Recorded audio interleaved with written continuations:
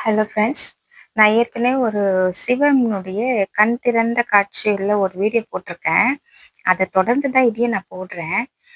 எனக்கு காலையில எழுந்த உடனே ஃபேஸ் வாஷ் மட்டும் பண்ணிக்கிட்டு போயிட்டு, நேரா பூஜை அறையில போயிட்டு சிவனுக்காக ஒரு விளக்கு போடுவேன். அது தொடர்ந்து இன்னைக்கு வரைக்கும் நடந்துட்டு தான் இருக்கு. அ டெய்லி ஒரே ஒரு விளக்கு மட்டும் அந்த ஆகாய தீபம்னு சொல்லுவாங்க. மேல் நோக்கி எரியிற மாரி திரி போட்டு எரியும். அந்த தீபத்தில நான் ஏத்துவேன் சிவனுக்காக. இது தொடர்ந்து நடக்கும். இந்த வெள்ளிக்கிழமை ஆனா மட்டும் தான் பல தீபங்கள் நான் ஏத்துவேன்.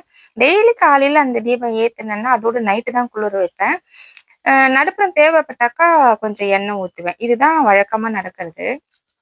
ஒரு நாள் நான் என்ன நினைச்சேன்னா, இந்த தெய்வத்துக்கு மட்டும் சிவனுக்கு மட்டும் ஒரே ஒரு விளக்கு ஏத்துறோமே, அப்ப மத்த தெய்வங்களுக்கெல்லாம் எப்படி இது போய் சேருமா? அப்படின்னு எனக்குள்ள நானும் ஒரு கேள்வி கேட்டுக்கிட்டு நான் வந்துட்டேன்.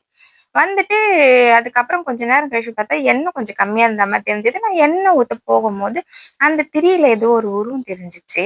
சரி ஏதோ தெரியுதே அப்படின்னு சொல்லிட்டு நான் ஃபோன் எடுத்து ஃபோட்டோ எடுத்தேன். அதுல பாருங்க ஃப்ரெண்ட்ஸ், அதுல வந்து பிள்ளையார் மாரி ஒரு ரூபம் தெரியுது. மேல வந்து தீபம் எரியுது. அதாவது திரி வந்து பிள்ளையாராகவும், மேல தீபமும் எரிஞ்சுட்டு இருக்கு.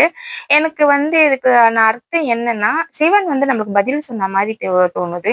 எப்படின்னா, நீ எனக்கு ஏத்துறது எல்லாருக்கும் போய் சேரும். ஏன்னா பிள்ளையார் தானே முதல் தெய்வம்னு சொல்லுவாங்க. அப்ப அந்த பிள்ளையார் கிட்ட இருந்து அனைத்தும் வந்ததா வந்து நமக்கு ஒரு கதைலாம் இருக்கு. அதனால வந்து பிள்ளையார் காட்சி கொடுத்து எல்லாருக்குமே இந்த தீபம் பொருந்தும் அப்படின்ற மாரி அவர் எனக்கு பதில் சொன்னதா தோணுது. ஃப்ரெண்ட்ஸ் இதுக்கான அர்த்தமும் நீங்களும் கொஞ்சம் சொன்னீங்கன்னா நல்லாருக்கும். உங்களுக்கு என்ன தோணுதுன்னு சொல்லுங்க ஃப்ரெண்ட்ஸ். Thank you.